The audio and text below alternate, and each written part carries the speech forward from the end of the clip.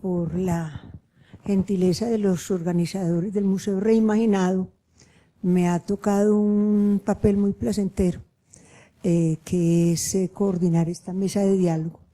Además, sobre la ciudad, sus lecciones y transformaciones, y con amigos muy cercanos, entrañables, y además con quienes hemos compartido caminos recorridos. El rector, esta mañana, el rector Juan, nos hizo un palincesto de la ciudad, palincesto urbano, que precisamente nos sirve de fondo, telón de fondo y de tapete de fondo para seguir escribiendo y contar de las escrituras que en esa transformación de Medellín se han hecho, y aquí tenemos 3 personas pues que han contribuido con esa palincesto. Y de tapete también, porque no solo son trazos, sino caminos recorridos que dejan huellas en esa escritura de ciudad que tanto nos interesa y nos duele con frecuencia.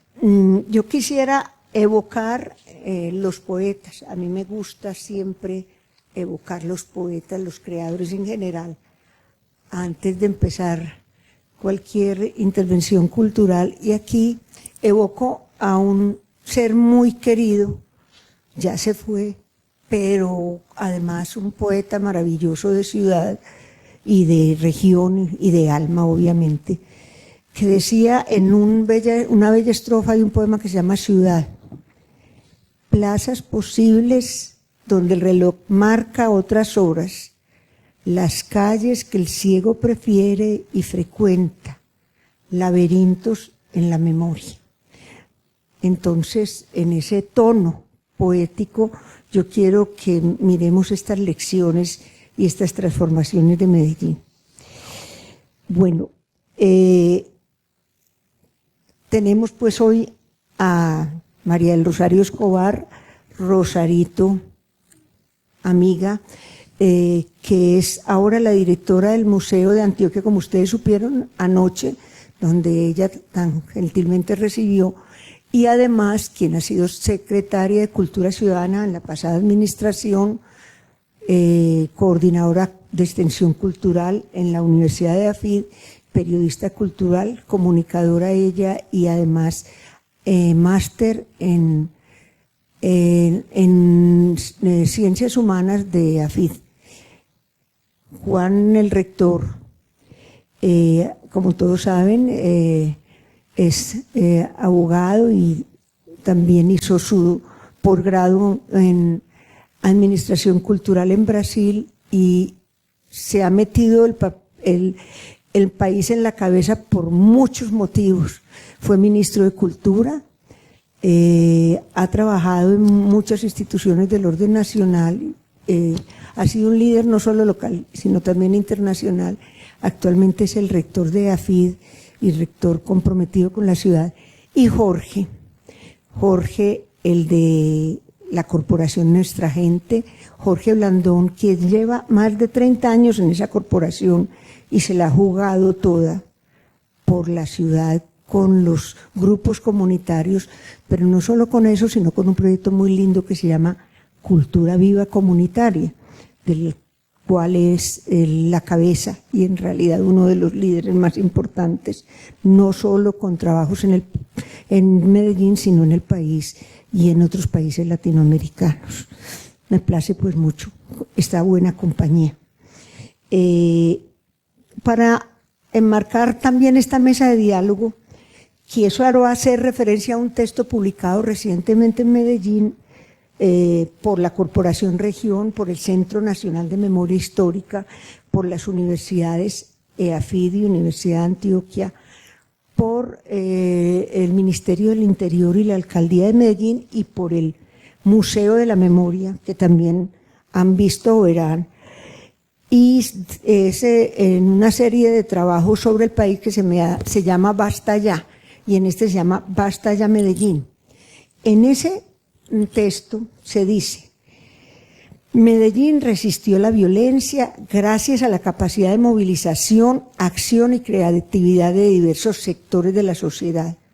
Una parte de estas respuestas ha provenido de organizaciones sociales, de instituciones locales y de personas que han desplegado un importante repertorio de acciones que explican, en últimas, por qué la ciudad no sucumbió a pesar de las crisis. Este texto me parece que marca también nuestra conversación de esta tarde y dos referencias a dos eventos que se realizaron también en Medellín en estos 2 meses.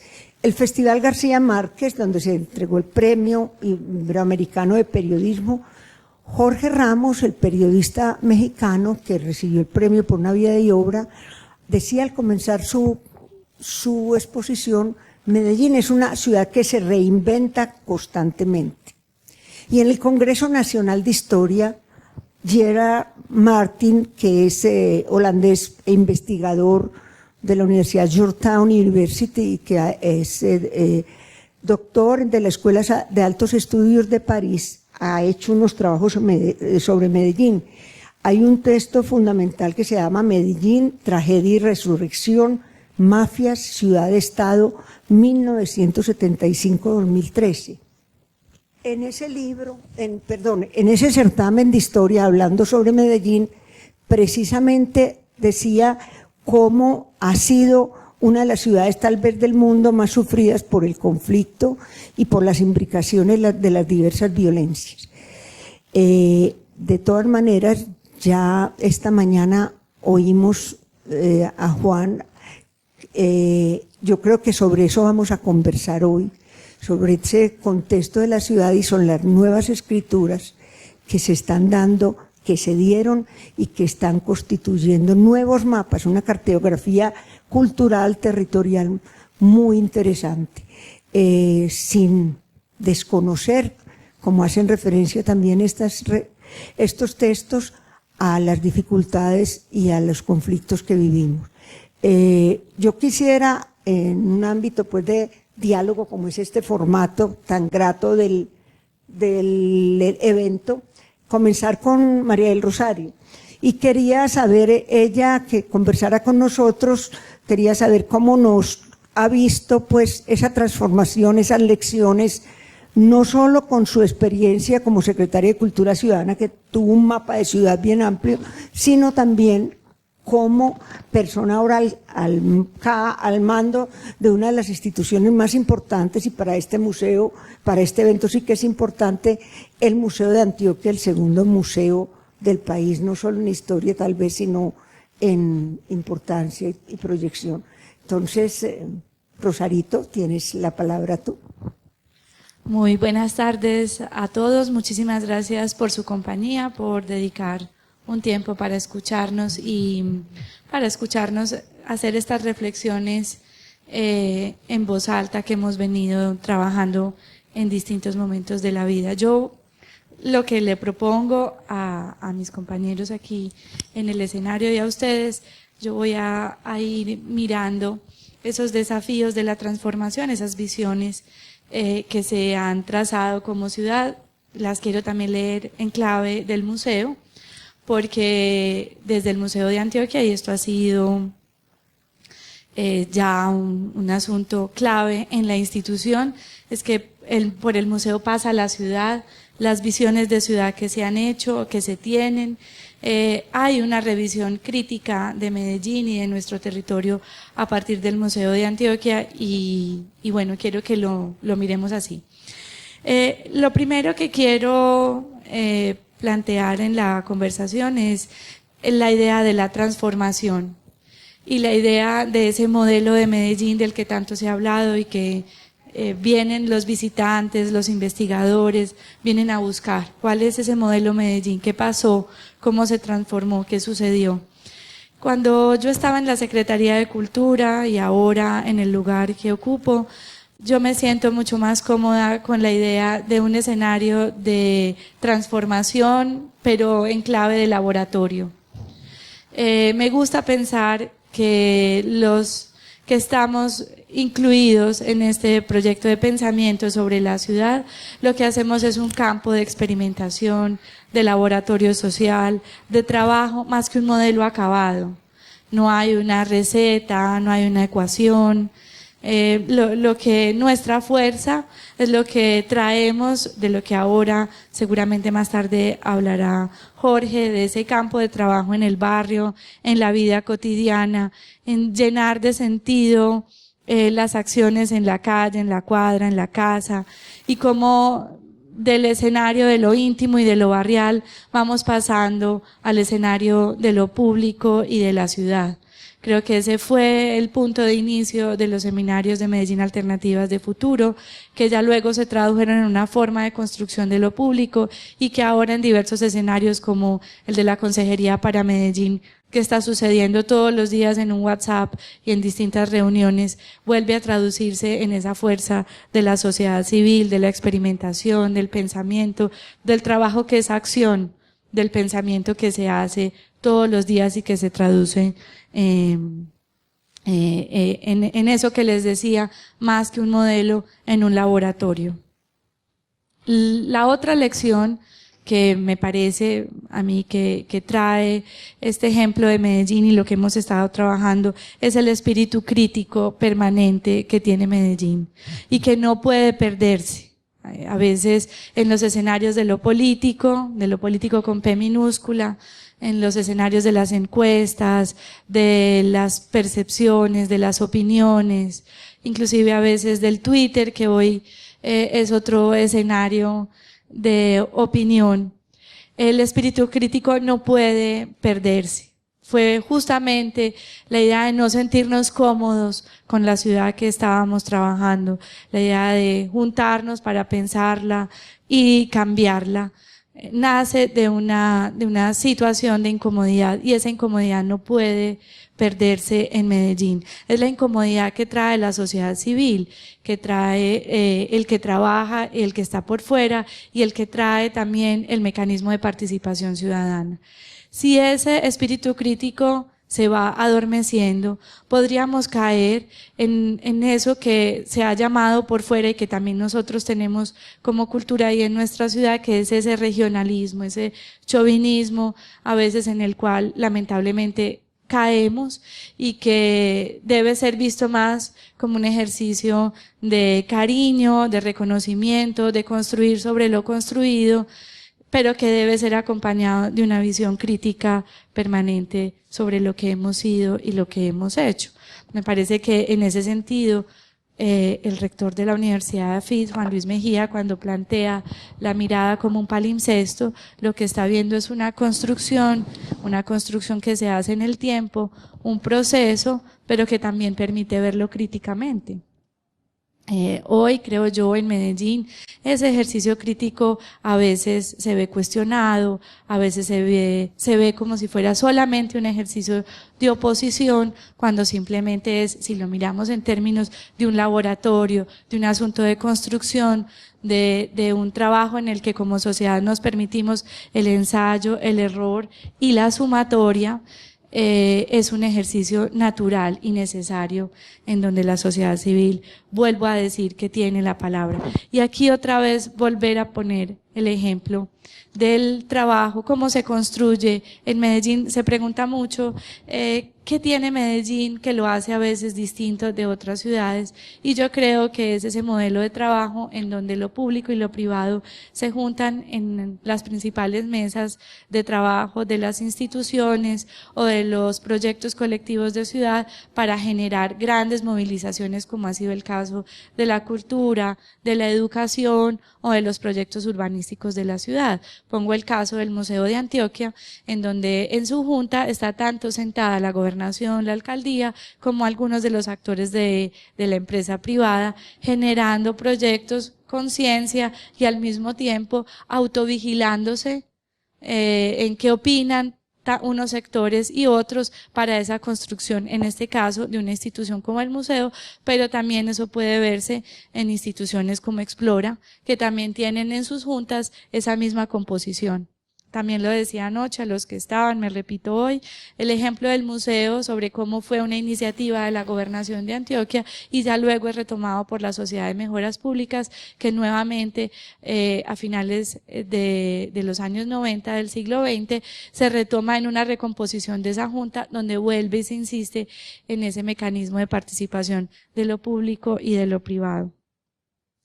Y por último, la lección de la transformación sobre la fuerza, el poder, el peso que tienen el arte y la cultura como una forma de cohesión social, como una forma de darnos una ruta e inclusive como un mensaje de esperanza, de que es posible y de que esa fuerza también crítica, pero también alegre y de gozo la trae justamente quienes hacen arte y quienes nos hemos dedicado a hacer que aquellos que hacen arte puedan gestionar escenarios de trabajo y de multiplicación de esas ideas.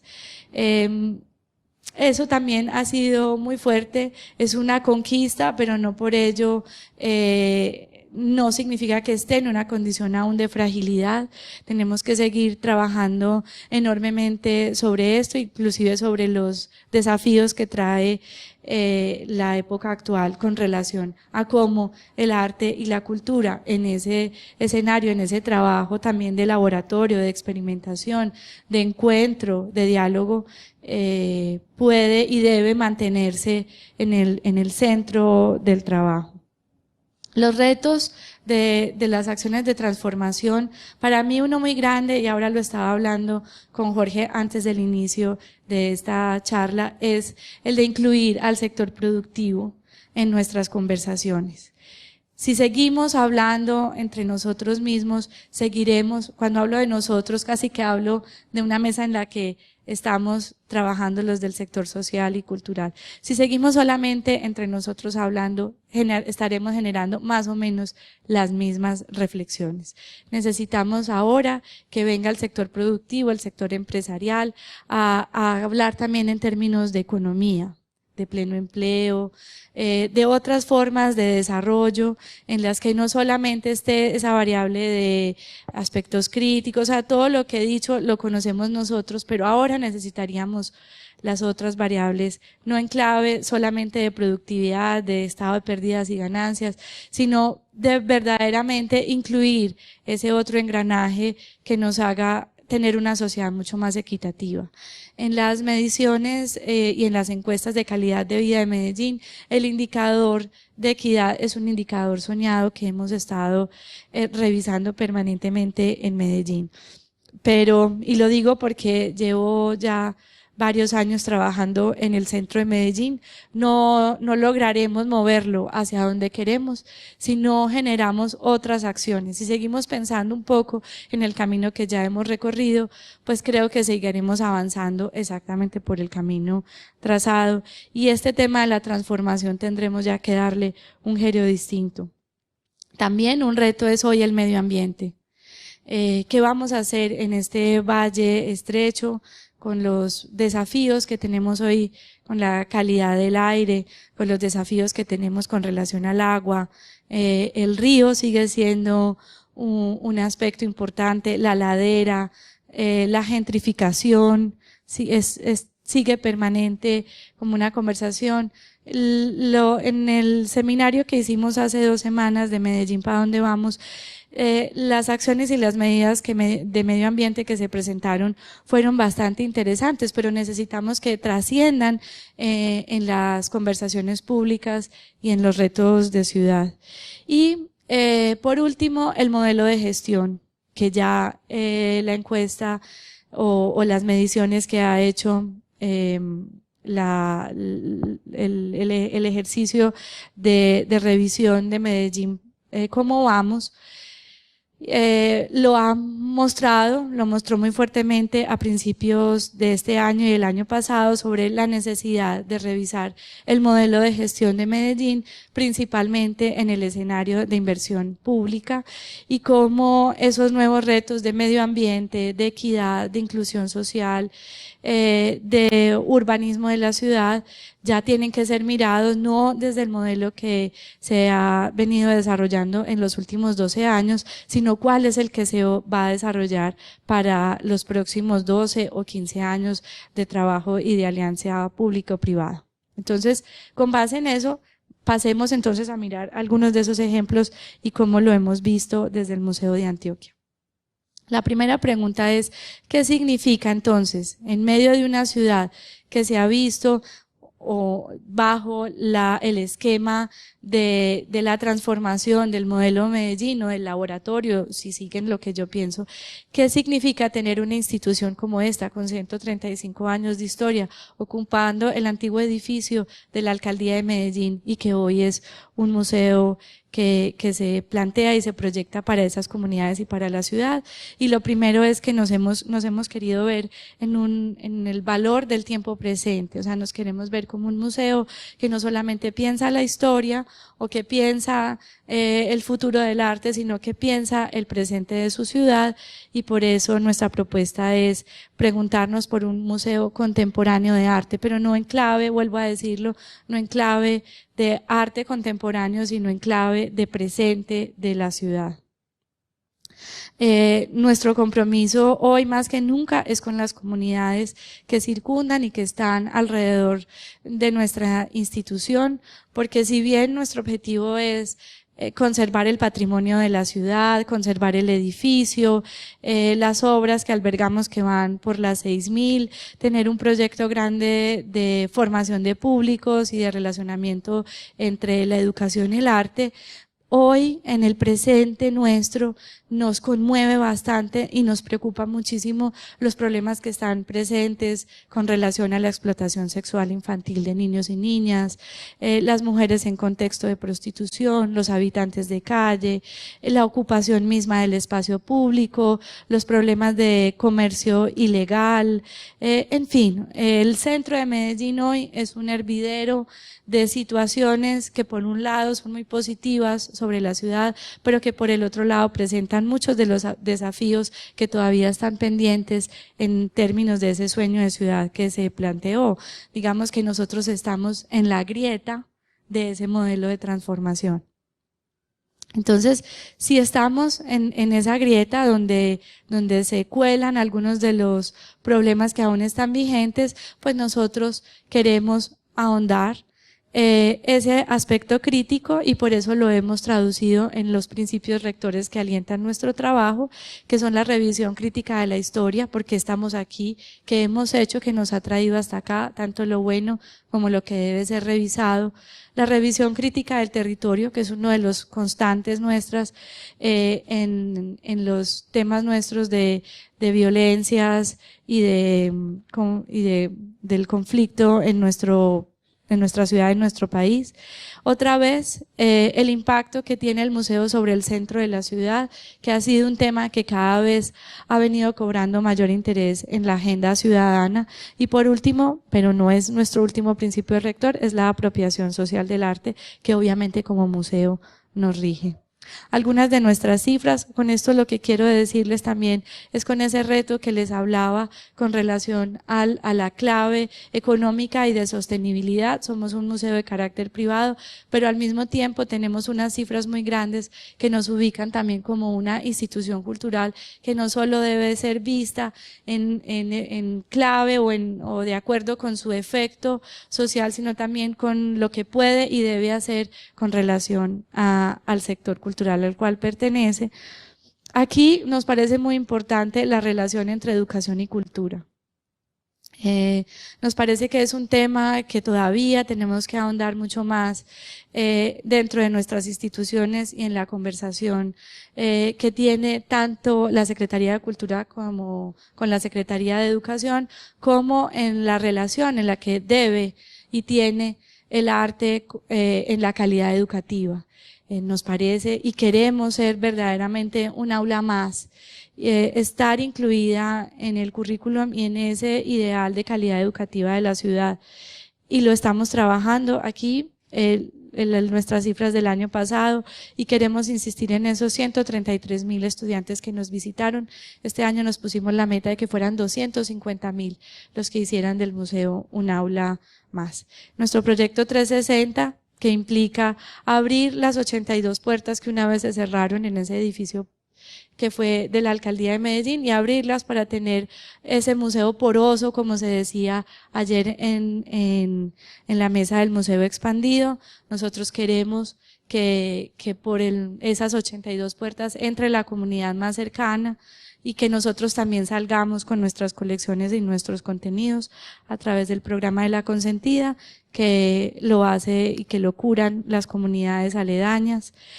Nuestra sala Calibío o de Nuevos Lienzos, en donde ponemos a jugar la colección con las nuevas comunidades. Por ejemplo, el año pasado hicimos sobre las patinetas de los chicos que hacen skate, trabajos con relación a las obras del museo. Este año algunos se tatuaron obras de la colección, o buscamos quienes se habían tatuado versiones de Horizontes, de Cano. Tuvimos una exposición de ello pensando en la piel como un lienzo más. Diálogos con Sentido, en el cual trabajamos con los temas de primera infancia. Nos preocupan bastante los niños que pasan su tiempo libre en el centro de Medellín, si bien son habitantes del centro o acompañan a sus padres en todas las formas de trabajo. El centro no es un lugar de protección, pero el museo sí puede serlo y lo estamos abriendo para ello. Vive la Plaza, que tiene todo que ver con el proyecto de ciudad y espacio público, y que nosotros lo hacemos desde el Museo de Antioquia y desde la Plaza Botero, utilizando esa galería de ciudad como una galería también de encuentro con esos públicos y con esos jóvenes.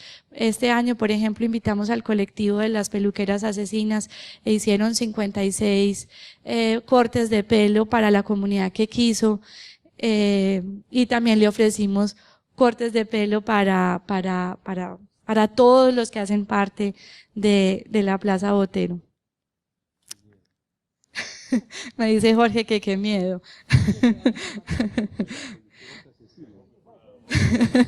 Pero es un proyecto bien bonito también de hacer parte de la estética de lo íntimo y volver no muchos de la comunidad de la Plaza Botero pueden acceder a un buen corte de pelo. El patio sonoro, que son todas las comunidades y los movimientos de músicas urbanas, también trabajando en nuestros zonas y en el espacio público. El programa de residencias Cundinamarca, una residencia en nuestros alrededores, no es solamente una casa, ¿cómo lo digo? Aquí en el escenario, es un lugar donde también todo el comercio sexual se sucede, pero también en el campo del arte es un tiempo de trabajo superior a unos días, va de una semana, unos meses de trabajo con comunidades. Entonces nosotros usamos ese nombre de Residencias Cundinamarca para invitar a artistas nacionales o locales a trabajar con nuestras comunidades en los alrededores. Hace poco hicimos un trabajo que se llamó Nadie sabe quién soy yo, una puesta en escena con 13 chicas de los alrededores que contaban sus historias, pero también trabajamos con los fotógrafos de la plaza, con los carpinteros, porque hay bastante carpintería y ebanistería en los alrededores nuestros. Entonces, pues eso es lo que hemos estado haciendo y trabajando de esa manera. Nosotros también queremos hacer este museo poroso a los alrededores y también poroso a esas ideas y desafíos de la transformación de Medellín.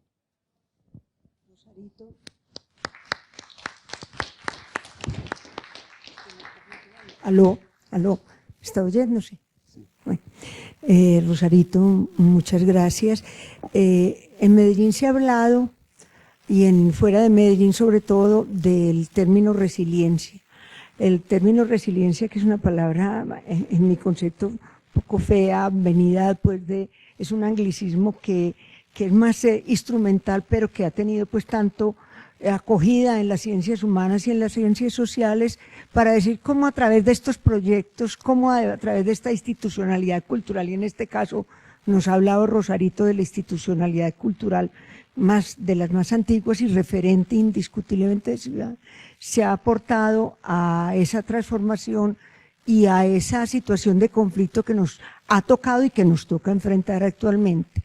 Ha habido también una cosa que ya mencionaba Rosarito también, es bregar a estar pues en contacto con el sector privado que ha estado en relación con la institucionalidad cultural muy fuertemente representado, pero con el cual se quiere establecer más diálogo. Yo quería ahora a Juan preguntarle una cosa. Juan, en realidad, yo les decía que tiene el país metido en la cabeza indiscutiblemente, lo ve la ciudad desde la aldea, pero la aldea nacional y la aldea global, por su trabajo, pero hay una parte que me parece muy interesante y que Medellín han venido resaltando, es ese sector privado precisamente, qué representación ha tenido en esta transformación cultural, y a él como miembro también de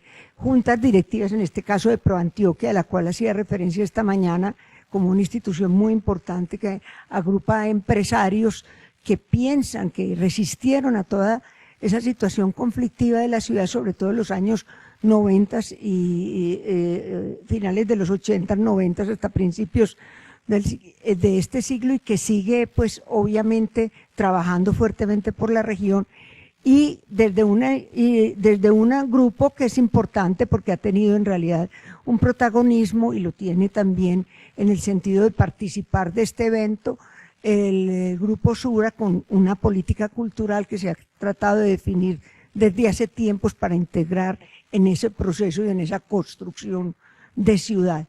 Entonces, a ver si nos contás un poquito. A ver, yo creo que estoy aquí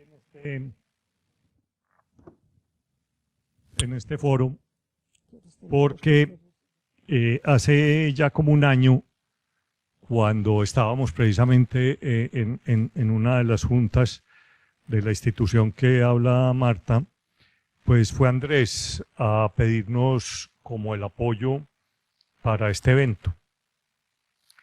Entonces yo planteaba que listo, que veníamos, pero no como sponsor, porque yo creo que es un error siempre mirar la empresa solo como sponsor.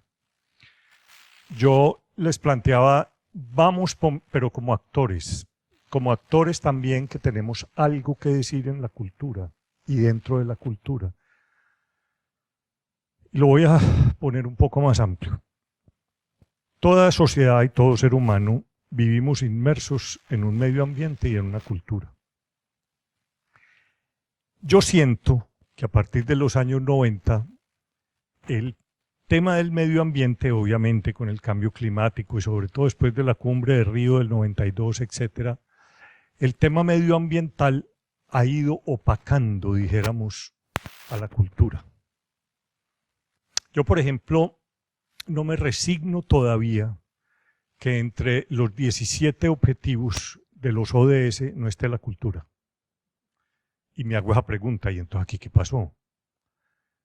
Una de las explicaciones que yo pues intento darme es, no existen unos grupos de presión nacional e internacional tan poderosos que son en el medio ambiente, no existen en la cultura. No hay unos interlocutores, dijéramos, que alcen la voz y digan, es tan importante para un ser humano su supervivencia frente al medio ambiente como frente a su cultura. Entonces, dicho esto, una pregunta que uno debe hacerse cuando está en una junta de estas, de una empresa, que le confía a uno y diga, ¿para dónde voy? Listo, apoyamos el medio ambiente, pero ¿qué hacemos en la cultura? Yo creo que ahí también ha venido una serie de evoluciones. Y yo quisiera enmarcarme en la enriquecimiento del concepto de la responsabilidad social cultural de las empresas. Porque hablamos mucho de la responsabilidad social, sobre todo en términos de equidad o en términos medioambientales, pero no en el papel clave que juega la cultura en términos de cohesión social, en términos de cultura ciudadana, en términos de fomento a la creación, en términos de conservación de la memoria colectiva, etc. Entonces, yo lo que pienso es que desde la cultura o desde las empresas privadas también hay algo que decir en la cultura, pero acorde con el espíritu de los tiempos. Porque ha habido también toda una evolución. Desde un concepto de cultura asociada a la caridad. Yo recuerdo cuando a mí me nombraron director de la Biblioteca de la Ciudad en 1979, que decían, pero ¿cómo nombran ese muchachito allí si lo que se necesita es una señora al que los presidentes de las empresas les paguen para que le den platica? Entonces, un poco en ese concepto, que es muy complejo pues analizar aquí, que es de llevar cultura al pueblo, como si hubiera unos que poseyeran y otros que no poseyeran la cultura. Entonces, dentro de ese concepto que uno todavía escucha por ahí, entonces llevémosles a los pobrecitos que carecen de cultura, llevémosles un concierto de la Orquesta Sinfónica, llevémosle una exposición itinerante, etcétera, etcétera, pero no pensando en el desarrollo cultural de esa comunidad. Entonces ahí es, bueno, hoy, en el año 2017, ¿cuál es el papel de una empresa privada frente a la cultura? No como mejoramiento de marca, no como fortalecimiento de marca, sino como responsabilidad frente a la sociedad en la que está viviendo. Ahí hay grandes discusiones en dónde se debe actuar. Nosotros, por ejemplo, en este caso, optamos por, en los últimos años, y acorde con la nueva corriente en Colombia de construir un país de la diversidad, fortalecer aquellas comunidades invisibilizadas, las comunidades indígenas. Hoy esta ciudad está tomada por los indígenas porque son invisibles, están olvidados del concepto de cultura. Entonces yo pienso que ahí hay que tomar, dijéramos, unas decisiones y cuál es el papel nuestro de una empresa, que yo creo que ha sido fundamental. No solamente en la infraestructura, que ahora voy a hablar de eso, sino también el apoyo a donde se hace la cultura, que es en la calle, que es en las organizaciones culturales, que es otra de mis preocupaciones. Y ahora me voy a referir entonces a eso. Esta mañana yo planteé cómo esta ciudad, uno de sus aspectos transformadores importantes es la transformación de los lugares del dolor en lugares de libertad, cómo esos lugares de la cárcel, etcétera, se han ido transformando en bibliotecas, en centros culturales, etcétera. Y eso es muy importante. El papel simbólico de esto es muy importante en cuanto a la dignificación. Mi gran preocupación en este momento es el siguiente. Creo que creamos el hardware, pero nos hemos olvidado del software.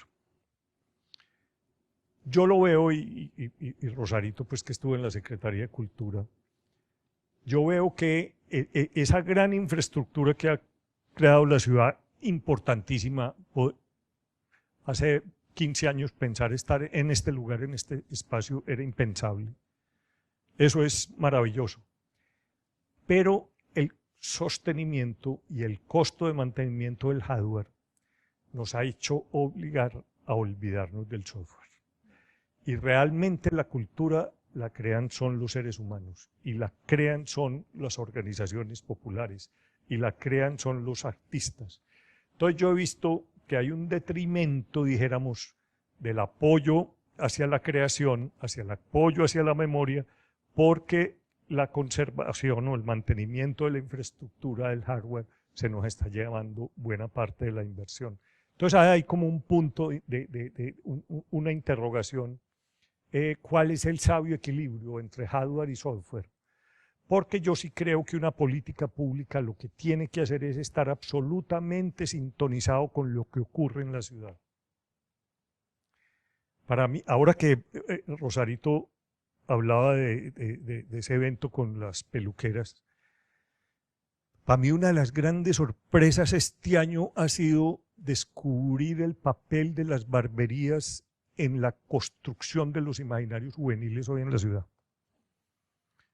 Pero eso no está conectado con la política pública, eso no está conectado porque esas barberías hoy, que son el punto epicentro de los jóvenes, a donde cambian, mutan de peinados según las tribus, etc.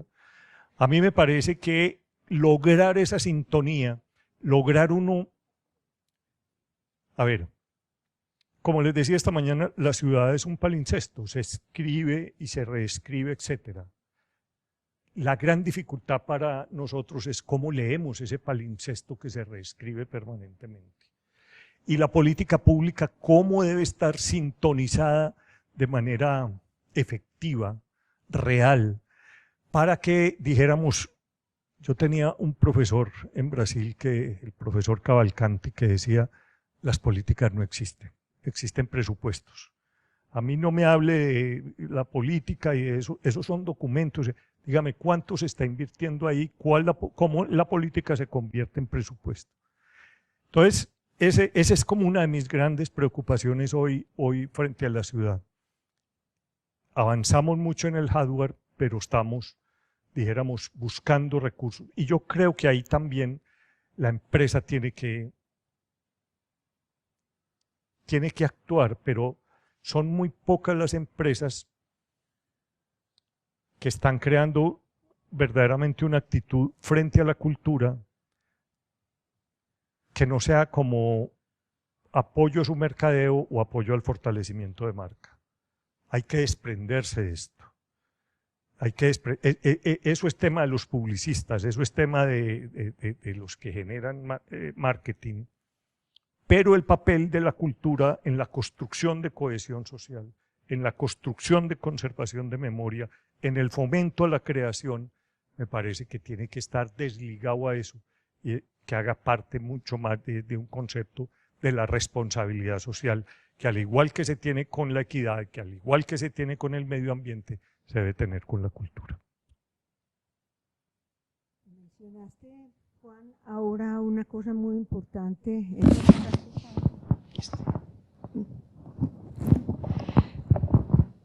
Mencionaste, Juan, ahora una cosa muy importante en ese planteamiento y en el papel, pues, de la empresa, y se venía vislumbrando en la ciudad, en esos procesos, el protagonismo de muchas comunidades. Cuando la Consejería Presidencial para Medellín, que la mencionó esta mañana el rector allá en su conferencia, cuando la consejería se empezó en los años 90, en los equipos de la consejería y en las primeras reuniones donde emerge una voz, dijéramos, una voz principal de las comunidades en ese momento tan difícil de la ciudad, alrededor de la consejería, los grupos que trabajábamos, pensábamos que tanto desde la institucionalidad tradicional, llamémosla así cultural, como el sector público, como desde la empresa privada, unos oídos abiertos y unos ojos bien capaces de ver caleidoscópicamente la ciudad, porque se están generando otros procesos que tienen indiscutiblemente que estar intelectuados y que explican en algo y en mucho esos procesos de resiliencia frente a la situación que vivimos fuertemente hace unos años, pero que tenemos que ver y confrontar, y que ahora, con lo que decía Rosarito, en un trabajo que se está haciendo Medellín para dónde vamos, se está planteando. Y es como esas comunidades también entran en sintonía, en realidad, o las instituciones mejor entran en sintonía con esas comunidades. Jorge es un líder muy importante en la ciudad. Lo hemos visto trabajar, camellar, como decimos aquí, fuertemente en esos barrios, pero no solo en sus barrios de origen, sino en los barrios que en realidad han tenido por mucho tiempo el olvido del Estado y que ellos a través de institucionalidad construida colectivamente han venido haciendo visibles y haciendo sonar la ciudad en el mejor sentido de sonar, en esas voces polifónicas de una ciudad tan diversa como Medellín. Jorge, yo quisiera que comentáramos también en esta conversación ese papel de las comunidades para que intercalemos pues todas estas visiones, empresas, institucionalidad, sector público, grupos comunitarios que tú también conoces y trabajas.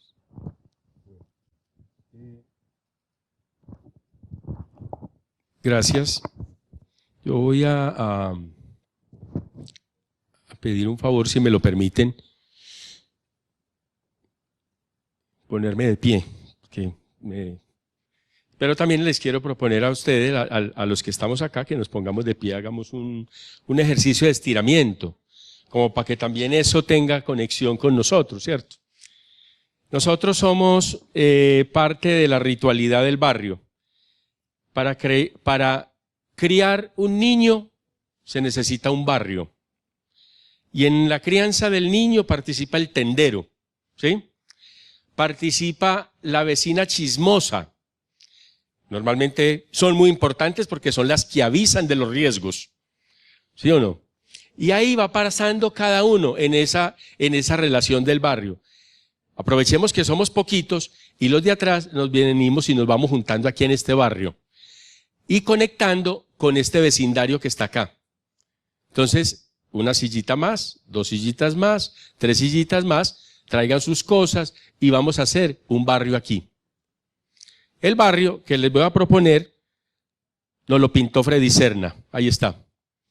Ese barrio que él se levanta, abre la ventana y al otro lado ve esto, ve esa montaña. Podemos bajarle un poquitico a la luz a ver si alcanzamos a ver aquí esa imagen. Aquí en este se ve muy bien, pero allí no se ve tan bien. Ustedes sí la alcanzan a ver bien ahí. Vale. Y ahí donde está ese puntico,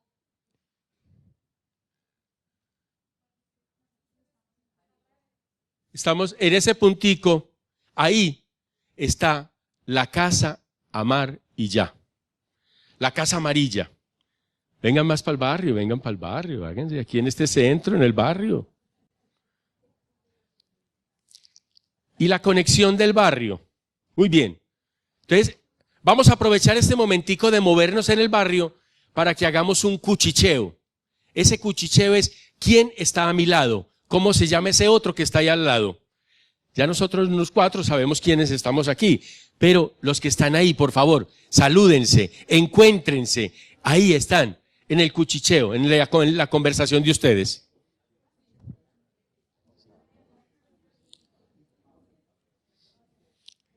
Recuerden que estamos construyendo un barrio y ese barrio precisa cuchicheo, precisa el otro, la conversación con el otro. Muy bien.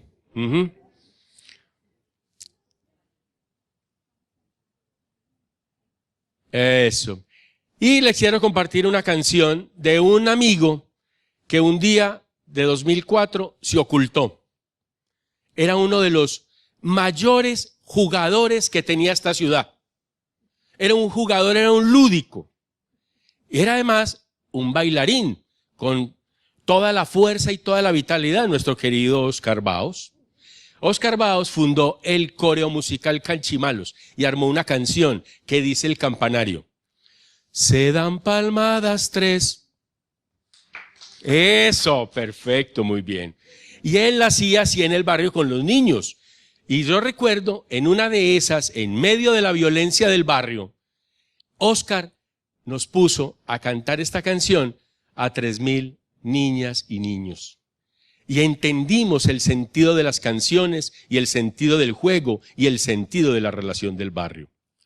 Se dan palmadas 3 y con los pies también. Se da la vuelta al campanario otra vez. Saludo por aquí, saludo por allá. Se da la vuelta al campanario otra vez. Se dan palmadas 3 y con los pies también. Se da la vuelta al campanario otra vez. Los juegos no pueden faltar en la crianza de los niños. Yo pregunto, ¿por qué cuando somos adultos hemos olvidado jugar? Cuando somos adultos olvidamos jugar, construimos estas sociedades tristes. Nosotros, en el interior nuestro, no podemos dejar de jugar, no podemos olvidar el valor y el sentido de juego en sociedad. Hagamos una pequeña conexión ahí de el barrio, la infancia de ustedes. Piensen en la infancia, rápido. ¿Qué recuerdan de la infancia? Golosa, qué bueno. ¿Qué más? Juegos, ¿qué más juegos? Saltando la cuerda. La rayuela, que es la golosa, muy bien. Escondidijo, ¿qué más? Subir al árbol de mandarina, a que te cojo ratón. ¿Ah? Ah, ¿cómo es ese?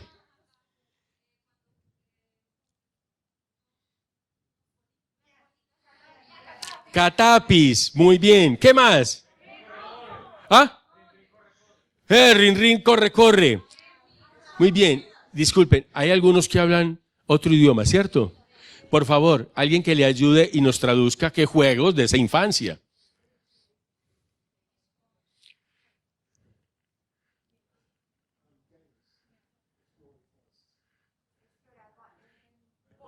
Ah, explorar en el bosque. ¿Qué otros?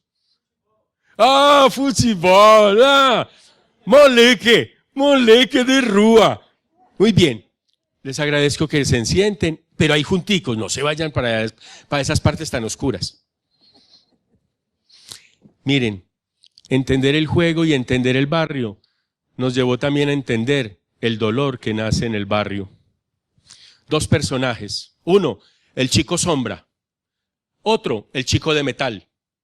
El chico de metal tenía una TT500.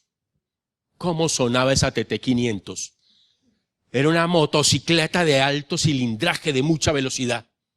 Y yo recuerdo al mono Rodrigo tener una TT500. Y los niños de la calle, del barrio, mirábamos al mono pasar. No, así no pasaba. Y ahí hay otra manera de entender el territorio a la velocidad de la luz. Lo decías esta mañana, cómo esos chicos perdían la vida a esa otra velocidad. Y la velocidad de la luz no les permitía ver, porque cuando hay un destello de luz como este que nos está dando aquí, no nos deja ver lo que hay más cerca. No nos deja ver lo otro que está ahí a ese lado. Y el otro chico era el chico sombra. Ese chico sombra tenía un rostro de trapo. El rostro de trapo no me permitía ver su sonrisa. Yo sé que sonreía. Un día, pasando la carrera 49, me encontré con un grupo de chicos sombra. De uno de ellos salió pronunciado mi nombre. Jorge. Yo quedé paralizado. No saben qué es que te llame un chico sombra por tu nombre. Cuando venían al barrio con lista en mano, y ahí en la lista estaba tu nombre. No para invitarte a jugar rayuela ni golosa, no para invitarte a construir el sueño, sino para destruir tu sueño, tu ilusión. Entre el chico sombra y el chico de metal, nosotros decidimos establecer un símbolo, un signo. Abrimos una biblioteca popular con 50 libros. 50 libros que salieron de nuestras casas, de las casas de otros jóvenes del barrio, que no queríamos parecernos ni al chico sombra ni al chico de metal. Y ahí establecimos entonces una gran diferencia. Y ya para mí, Rodrigo no representaba ningún paradigma. Ni siquiera Pablo, el comandante de las milicias, que era el chico sombra. Ninguno de los dos. ¿Cuántas veces te tocó, Juan Luis, recibir como secretario aquellos personajes, cierto? Daban miedo. Ahí acotaría una de esas citas de Lucía González. Uno no sabe si son feos porque son malos o son malos porque son feos. Pero yo sé que en la humanidad de esos seres humanos, ahí hay una pregunta, ahí hay un estertor, que ellos se inquietan permanentemente por esa.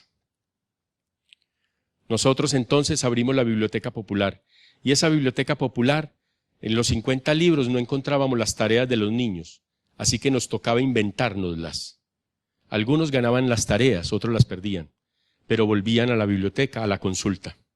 Y cada vez nosotros nos esforzábamos más para ir a la universidad y aprender otras cosas que estaban en otros libros guardados en la Universidad de Antioquia o que estaban guardadas en la Biblioteca Piloto, cuando teníamos que ir hasta la Piloto a consulta.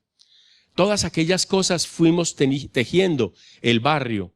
Del barrio fuimos saliendo a la universidad. De la universidad fuimos saliendo a la ciudad. De la ciudad fuimos saliendo al país. Del país fuimos saliendo a este continente. Pero nosotros siempre tuvimos problemas para salir. Los únicos que no tenían problema para salir eran los que habían armado ya una red que se llamaba Tranquilandia. Tranquilandia no tenía necesidad de visa ni de pasaporte. Fernandinho Gómez no precisaba visa para venir a Tranquilandia. Nosotros, para ir a Brasil, la primera vez que fuimos, tuvimos muchos líos para poder ir y entrar. ¿Sí? La cultura siempre ha estado ahí, en una limitación profunda, pero esos otros no han tenido que hacer esos trámites. Quiero pasar otra imagen aquí. La montaña se fue poblando de madres, padres que iban convidando a otros a un acto profundo de amor y solidaridad. El convite. El convite es la esencia de la construcción del barrio, del territorio. No se les olvide, para crear un niño se precisa un barrio. Y ese barrio tiene sentido de la solidaridad, del convite, de ser capaz de echar pico y pala. Escuchaba al padre Gabriel Díaz estos días en otra parte, cuando estaba cumpliendo otra parte los 15 años, y él contaba de que las casas del Popular se construían con 49 pesos. Era la posibilidad de comprar ladrillo, varilla, cemento, y ahí la gente fue comenzando a construir la casa. Y las casas del barrio, pongámonos de pie los cuatro, a ver si hacemos un ejercicio aquí. Son así, pegaditas, una a la otra, no tienen linderos. Y entonces a una queda así como medio atravesada, ¿cierto? Y la otra, y la ventana de una queda en la ventana de la otra o en el patio del otro. Miren, estas casas que estamos aquí somos esta ciudad. Y nosotros comenzamos a entender que nuestras casas se iban construyendo, se iban tejiendo en una relación profundamente amorosa con sentido de barrio. Pasemos la casa y vamos a ver una casa en el barrio. Ahí están. En medio de ese paisaje está nuestra casa. Yo le había puesto a esta casa un sonido, ahí está. ¿Cómo hago para activar la música que está ahí puesta en el audio? ¿Es posible?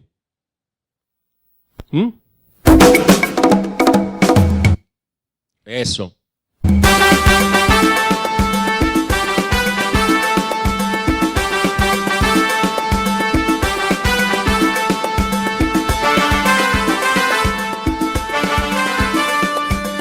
Paso por el barrio y diviso un lugar, una bella esquina, nada en particular. Susurré al oído algo más, aquí nos vamos a quedar, pensando en el futuro, volverlo realidad. Para vivir un sueño nos mudamos hasta aquí, llenándonos de anhelos para el teatro compartir, juntar la comunidad, trabajando aquí y allá, y toda todas nuestras metas, poderlas alcanzar. Mi casa es tu casa, mi voz es tu voz, mi sueño es tu sueño, mi luz es tu sol. Ay, mi casa es tu casa, mi voz es tu voz, mi sueño es tu sueño, mi luz es tu sol. Y todas las muchachas y muchachos de aquel entonces deseábamos ser protagonistas de nuestra propia realidad. Había que resistir, insistir y persistir para que el tiempo de nosotros llegara. Las formas más solidarias que aprendimos en aquel entonces eran el trueque, el intercambio de ideas, el boca a boca, el sumar los sueños de todos, el caminar la calle para estar con los otros pares nuestros. Entendimos que todo debía tener un tiempo de la autogestión, de la autocrítica, de la autodeterminación, de la autoestima, de la autonomía. Aprendimos de eso que nos emancipó la teología de la liberación. Aprendimos de que había una manera de entender al otro desde el amor, desde el afecto. Y recuerdo al padre Federico Carrasquilla y al padre Vicente Mejía en muchas de esas relaciones. Cuando yo fui a estudiar al seminario, fui pensando que allí existía un hombre que crucificaron a los 33 años, pero realmente lo que había allí era una institucionalidad pesada, paquidérmica, realmente no era la que yo buscaba. Entonces me devolví y en el barrio encontré sacerdotes comprometidos con el barrio, con la sociedad. Pero como ese discurso no funcionaba aquí, algunos de esos sacerdotes fueron excomulgados, expulsados y otros asesinados. La hermana Odila Campillo me enseñó a mí que 1 más 1 no son 2, que somos todos y que esos todos construimos un sentido del amor a partir de analizar y de ver uno de esos poemas de Jairo Aníbal Niño. Entender entonces que también para nosotros era necesario y profundo este acto ritual de la esperanza. Nosotros recuperamos esta casa, un antiguo burdel, en un lugar llamado Las Camelias, o jugando con las palabras la gente le decía las camas de Amelia. Claro, esas camas de Amelia ahí están en ese Copinol 2. Ese Copinol 2 ha tenido una profunda transformación. Nosotros lo compramos con 3 monedas de chocolate, entendiendo que esas 3 monedas de chocolate debían ser nuestra profunda fortuna: amor, solidaridad y libertad. Hicimos que los dueños, muertos de miedo, que habían abandonado el barrio, se fueron a vivir a Envigado, donde el señor que inundó Nueva York de Blancanieves tenía su reinado. Ellos se fueron del barrio huyendo y se fueron al reinado del Señor, del patrón del mal. Y ahí hay una cosa paradójica. Le decimos a este señor: véndanos la casa. La iban a tumbar para hacer un parqueadero. Y entonces nos metimos en una deuda que nos costó 5 años de depresión, 5 años de una profunda tristeza, pero también de un profundo amor. Y entendimos que las 3 monedas de chocolate comenzaban en el trueque. La gente entonces comenzó a llegar a la casa y llevó chocolates. La gente llevó arroz, la gente llevó panela, la gente llevó papas, la gente llevó feijón, bacon. La gente fue haciendo posible que la casa tuviera un sentido de profunda humanidad, de profundo sentido de la creación. Entonces esta casa la fuimos haciendo con el ruido de los niños, con la algarabía de ellos, y la fuimos haciendo con la solidaridad de muchas amigas y de muchos amigos de nuestra ciudad. Y nuestra gente, para entrar a nuestra gente, solo es empujar un poco la puerta, porque siempre está entreabierta. Partimos de una máxima que algún día un amigo mío, un hermano, Cristóbal Peláez, director del Teatro Matacandelas, me dijo, Toño, él me dice a mí Toño, yo no me llamo Antonio, él sí se llama Antonio, pero nos decimos Toño. Y me dijo, Toño, hay siempre que dejar la puerta entreabierta por si Shakespeare decide volver. Y claro, uno no sabe cuándo Shakespeare puede volver. Y ahí entonces la casa está ahí, siempre. Porque entendimos también que la cultura era la posibilidad de vivir de otra manera la democracia. Implica asimismo comprender una nueva visión del mundo. Y esa nueva visión del mundo implica entonces ampliar el sentido de la democracia. No hay nada más democrático que una expresión del arte, de la cultura, donde el otro la puede vivir, la puede palpar. Creo que un museo tiene ese sentido de lo democrático. Yo recuerdo que me tocó a mí con Juan Luis, siendo él el secretario de Educación y Cultura de la ciudad, lidiar con nuestros colegas de teatro, que nos pusieron que éramos bacenilleros, que éramos, no, era una cosa terrible.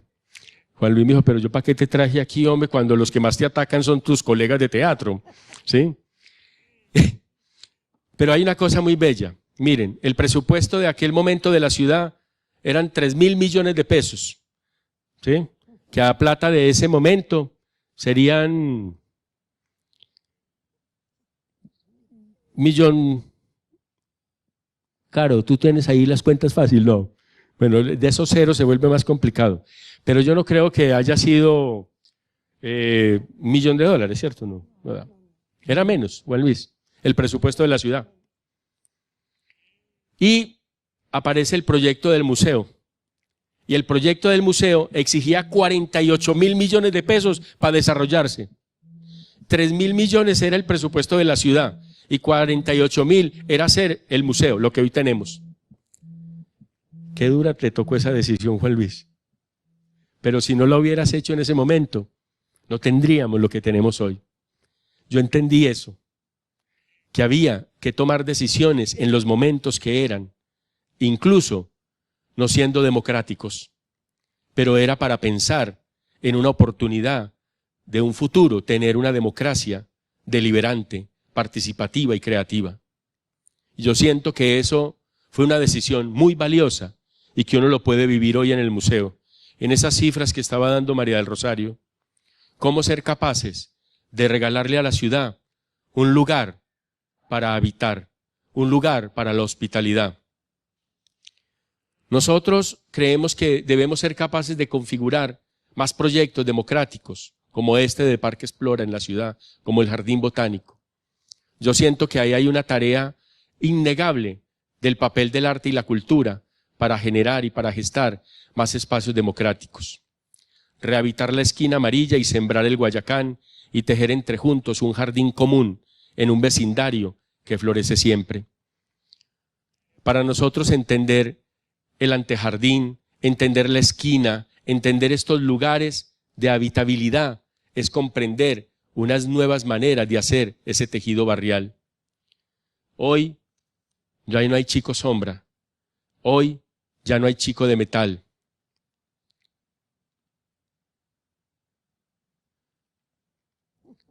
La volqueta de Don Tista.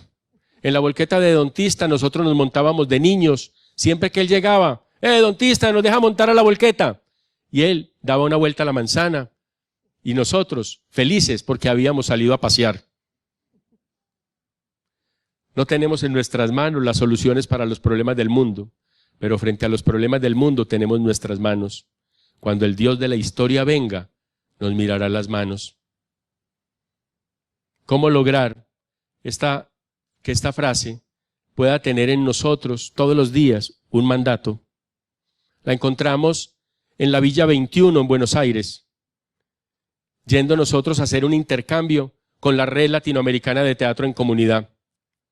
Y allí nos encontramos con la gente del Instituto Pombas Urbanas de Sao Paulo, de Tiradentes, nuestros hermanos, porque entendimos que había que ser capaces de caminar el territorio, nuestros territorios. Un día recibimos una invitación del gobierno de Brasil. Nos dijeron, ustedes son muy importantes para unas organizaciones aquí, queremos que vengan. y queremos que hagamos juntos un proyecto, el Quijote latinoamericano. Hicimos la puesta en escena, el Quijote que hizo Santiago García, la obra que él armó pensando en ese clásico de la humanidad, de la literatura universal. Nosotros lo hicimos con 12 países en Sao Paulo. Un mes allí, pensando juntos cómo reconfigurar el sentido de la hermandad latinoamericana. El Quijote mexicano era un ciego, pero corría como el que más. A todos nos veía. Cantaba rancheras. Era una cosa maravillosa.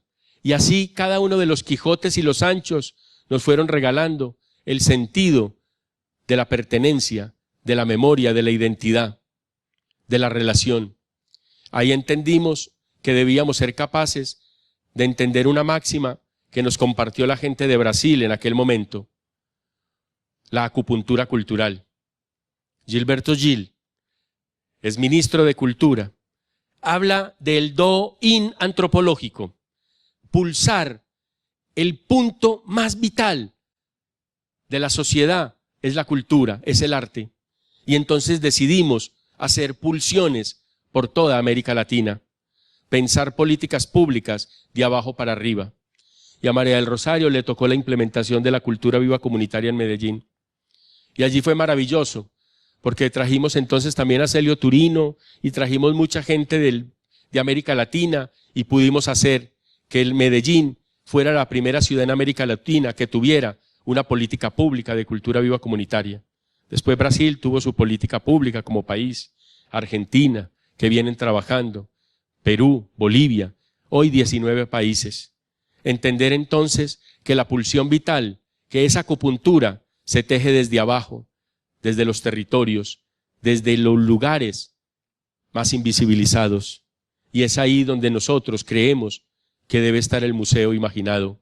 Ese museo reimaginado debe estar en la esquina, pendiente de la crianza del niño, pendiente de la crianza de ese otro que teje su existencia. Para terminar, ¿por qué el arte? ¿Por qué el arte en la sociedad y en nuestra comunidad? ¿Qué propicia el arte en el desarrollo de un sujeto? ¿Qué permite al sujeto? ¿Cómo le contribuye a la formación artística? ¿Cómo le contribuye la formación artística a la transformación social? Yo creo que muchas de las experiencias de museos, muchas de las experiencias que están acá, han ido dando respuestas a estas preguntas. Y tal vez se han hecho muchas otras más que nos sirven a nosotros también para reentender, para comprender nuestros cambios y nuestras transformaciones. El derecho al arte y la cultura en el centro de las propias construcciones de la comunidad. Ellas y ellos viven su ser, su hacer, su pensar, su tener. Es decir, en una perspectiva del desarrollo humano, así mismo, con enfoque humano. Aquí pensaba poner con enfoque de género, que es una pregunta hoy en la que nosotros creo que no lo hemos discutido lo suficiente y nos demoraremos mucho tiempo para entenderlo. Y ahí hay otra canción, pero que sea después entonces para que circule la palabra.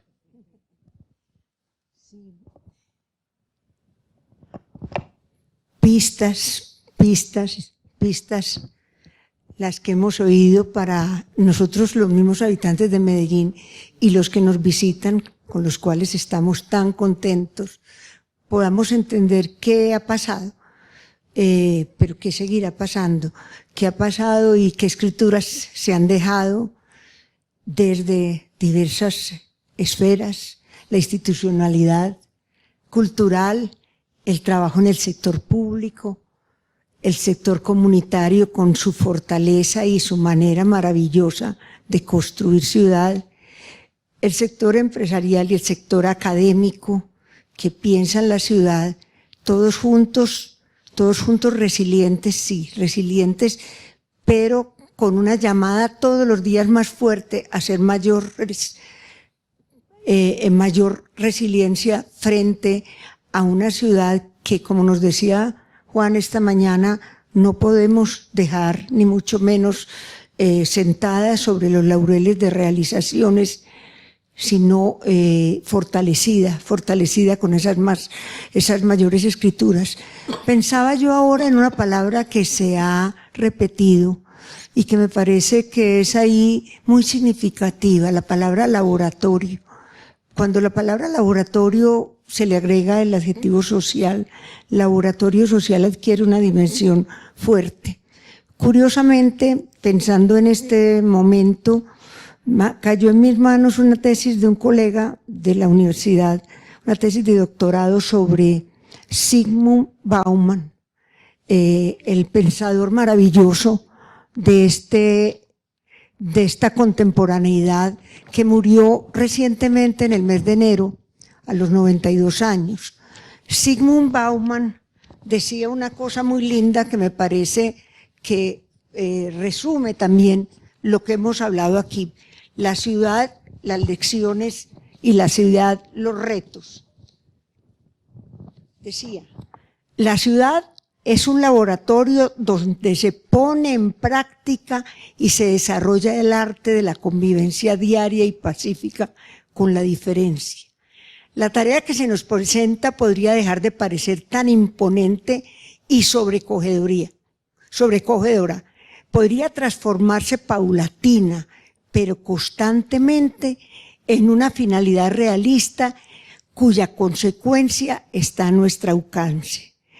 Y mi colega, el profesor Miguel Ángel Ruiz, escribía un texto muy lindo que se llama Pensar la ciudad como laboratorio de la vida moral y de la acción política, y yo le agregaría de la construcción ciudadana permanentemente, de esa ciudadanía cultural. Aquí hemos tratado de que esto dé unas pistas de esas escrituras del palincesto del Medellín, de esas escrituras que permanentemente se renuevan, pero quedan rastros, quedan textos que también nos dan guías o que nos hacen retroceder o que nos hacen voltear en el camino, esas escrituras que todos como ciudadanos comprometidos con esta ciudad tenemos que construir, y con la presencia de ustedes son un estímulo permanente para esa construcción, porque confrontarnos en un evento como es este es reimaginar también la ciudad. Reimaginar, el Museo Reimaginado es una invitación a la ciudad reimaginada. Muchas gracias por lo que en estos días nos han aportado. Ahora tenemos una segunda parte, como ustedes saben, en este diseño metodológico que tan buenos resultados ha dado en este congreso, y es que la segunda parte, el que se ha llamado el lado B, es la realización de talleres, y aquí estaremos en talleres hablando precisamente desde la institucionalidad cultural y la institucionalidad pública, desde la institucionalidad más comunitaria de los barrios y desde la presencia empresarial, cómo se puede construir. La invitación es a que ustedes mismos, desde sus experiencias, planteen no solo las propuestas que quieren o las experiencias que han tenido, sino los rumbos que debemos tomar para enriquecer esta escritura del Museo Reimaginado, de manera que estamos invitados. Estamos invitados también, y eso es un mensaje de la coordinación del evento, esta noche a un bello programa que es una de las instituciones musicales más importantes de la ciudad, la Filarmónica de Medellín, que en el Parque de los Deseos, que es contiguo al Planetario, dará un bellísimo concierto, en coordinación también con el Planetario, que es parte del Parque Explora. De manera que tenemos 5 minuticos, si alguno de ustedes quiere hacer un comentario a esto, salimos a un receso y volvemos a los talleres. Muchas gracias. Gracias. ¿Alguno quisiera hacer uso de la palabra? Es que no alcanzo a ver.